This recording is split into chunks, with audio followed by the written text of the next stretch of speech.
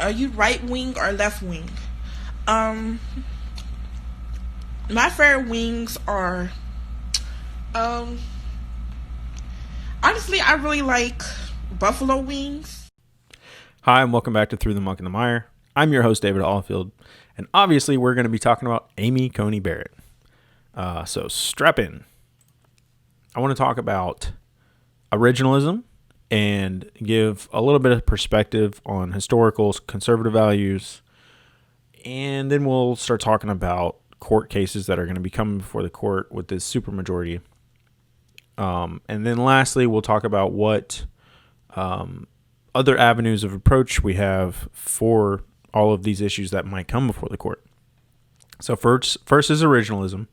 And originalism, for those of you who don't know, is the concept of interpreting the Constitution as it was originally intended.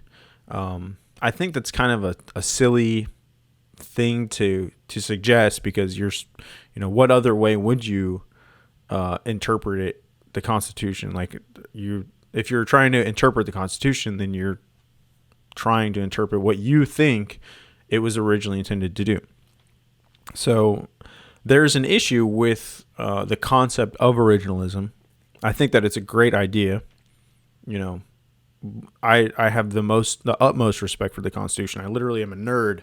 I've got the Constitution on my wall.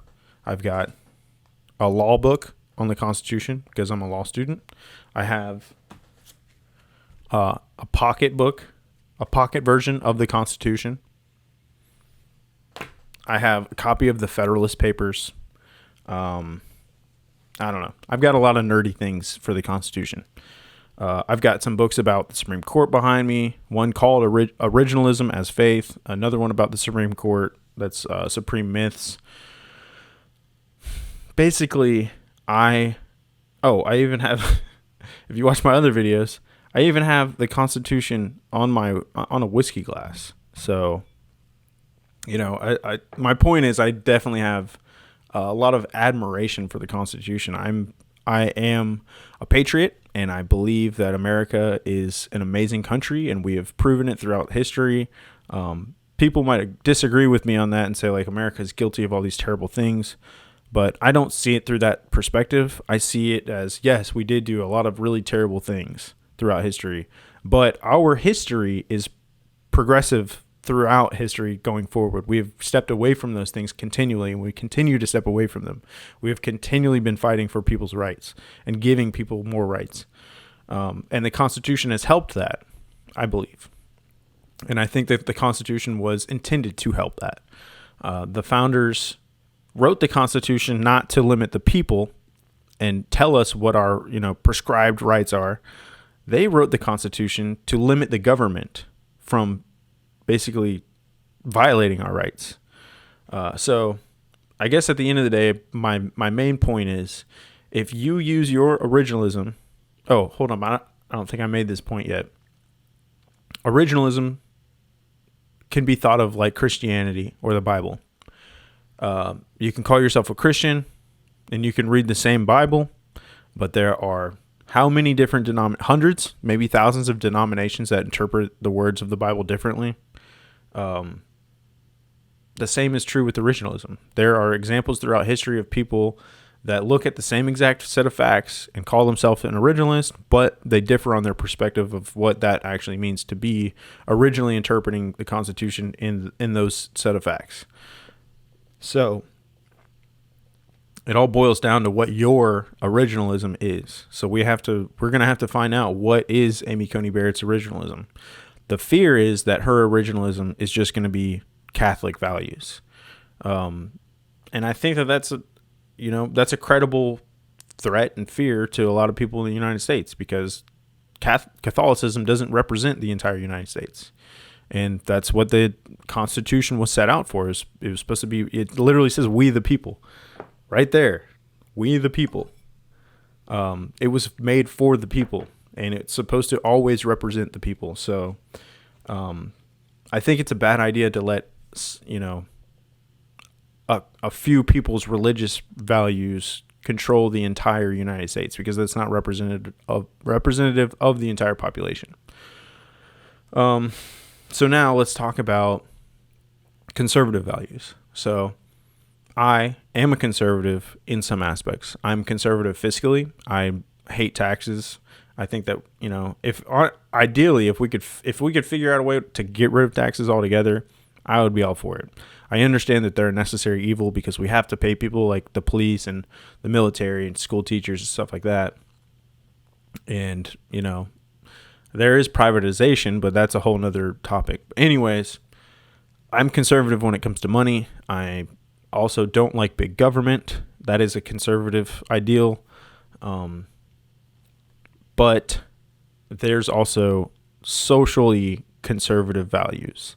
So socially conservative values is basically holding on to traditionally held beliefs and values. And tradition sounds like a good word, but tradition and originalism can be vehicles for bigotry. And to explain that, I'll talk about the Democrats of the past, of the history.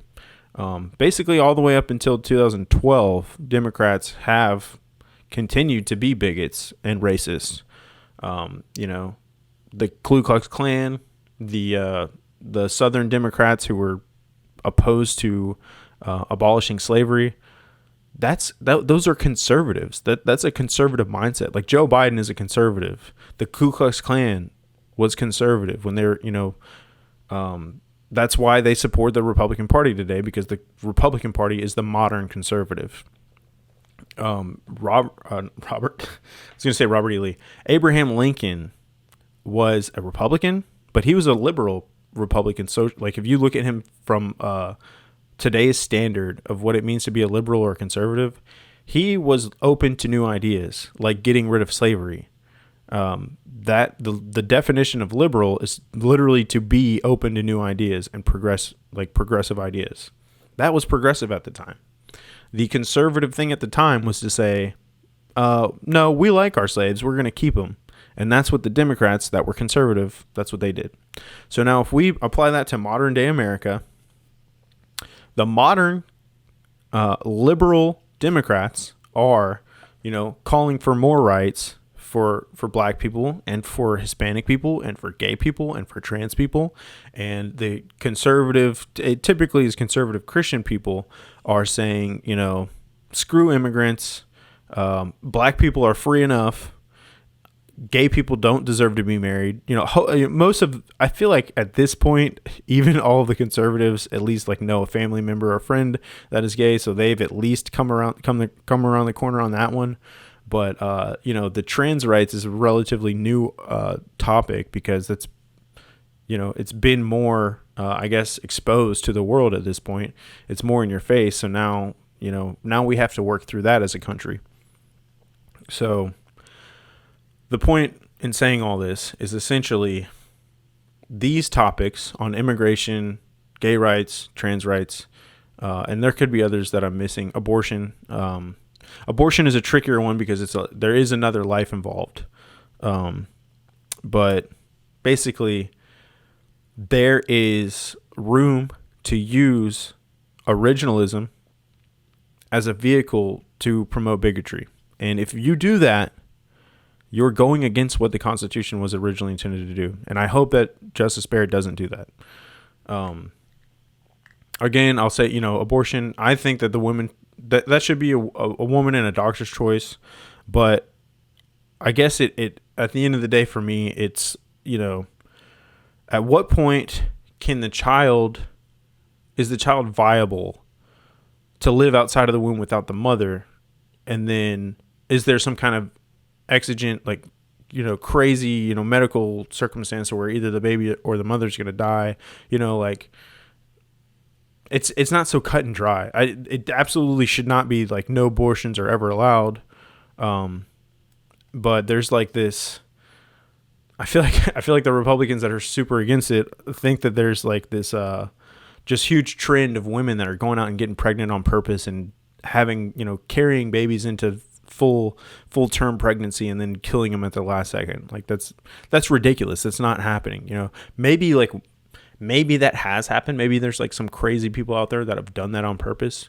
I kind of doubt it, but it's definitely not the norm. Like, people are not getting pregnant on purpose to go abort their baby. That is crazy.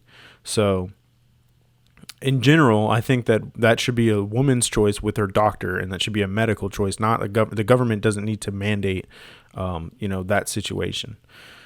So, anyways, back.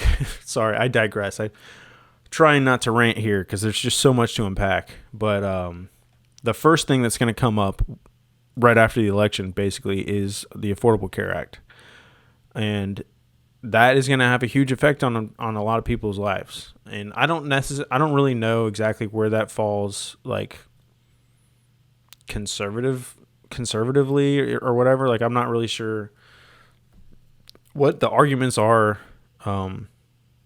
against it. Like, why are they even overturning it at this time? Because the original problem with it was that it was forcing people to pay a fine if they didn't take this, if they didn't get health insurance. And to me, that's counterintuitive. Like, that's really stupid, because most people that weren't getting health insurance is because they felt like they couldn't afford it. So you're punishing poor people by making them pay a fine. Like, how the hell is that? Like, why would you do that? So anyways, I agreed with that. That needed to get booted out. Trump booted it out, once he took office. But, why can't it just be fixed? Why does it have to go to the Supreme Court and be thrown out altogether? I'm not really sure. It's protecting pre-existing conditions. I feel like there should be a way that Congress could come together and, debate policy maybe. Congress doesn't like to do that, though. They like to have a 1,500-page bill thrown on their desk the night before and say, hey, go vote on that, even though you don't know what the hell's in it. So, another rant. Anyways, Donald Trump needs to come out with a health care plan and show it to the world and show us that it has protections for pre-existing conditions. And if he does that, then maybe that would relieve a lot of these fears that, people aren't going to have health insurance that's going to protect them, or they're going to be paying, some ridiculous amount of money because they have a pre-existing condition. That would alleviate a lot of people's concerns in that aspect. And then when it comes to gay rights and LGBTQ rights and stuff like that, just don't be a bigot. It's that simple. Protect people's rights. That's what this country is founded on, is protecting people's rights from the government, preventing tyranny. So there was one other thing I was going to say. Well, first off, the Constitution can be amended still. So if for some reason the Supreme Court decides that they wanted to overturn something because it's not constitutional, because they decided it's not constitutional. Like, let's just say, for instance, that they decide that the Equal Protection Clause of the Constitution wasn't originally written to protect gay rights. It was originally written to protect black people. Then they can overturn it for that reason. The solution to that would just be to add gay rights to the Constitution. The Constitution was literally written to be amended, and it has been amended 17 times since the Bill of Rights. And that is a fully constitutional thing that you can do. So that's one option. But another thing that I want to say, though, is that just because that it is a conservative majority, I understand your concerns. That doesn't mean that they're going to be just like wantonly and recklessly deciding these cases in like extreme right way opinions, because there are justices on the court that are conservative that have sided with the kind of progressive liberal side of recent cases like DACA, gay rights. There's another one that's slipping my mind, but like Justice Roberts, Justice Kavanaugh, Gorsuch. There are people on the court that people probably would assume are going to be these far right wing, hardcore conservatives that are going to steal your rights or take your rights from you.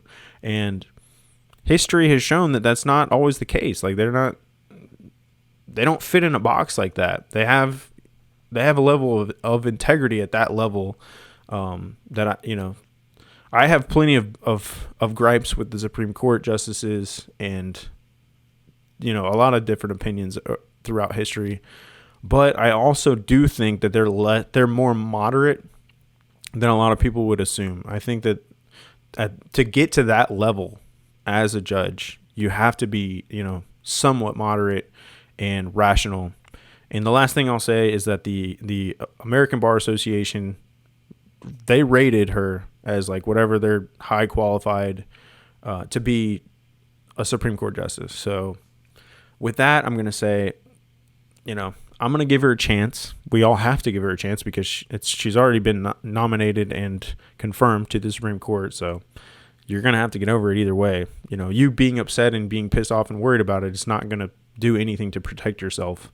What you need to be doing is petitioning to your local congressmen, your state officials and stuff like that to make sure that they stick up for your rights, because crying on Facebook's not going to do anything for you. You need to be involved in local politics, and you need to be involved in general elections too, and do something for yourself. Don't just be upset about it. But let's hope that the ABA is right and she actually does have integrity, and all we can do now is wait and see. So hopefully I didn't rant too much. Anyways, that's all I got for you tonight. I hope that you enjoyed this content. If you did, please like and subscribe if you haven't already. And I will see you on the flip side.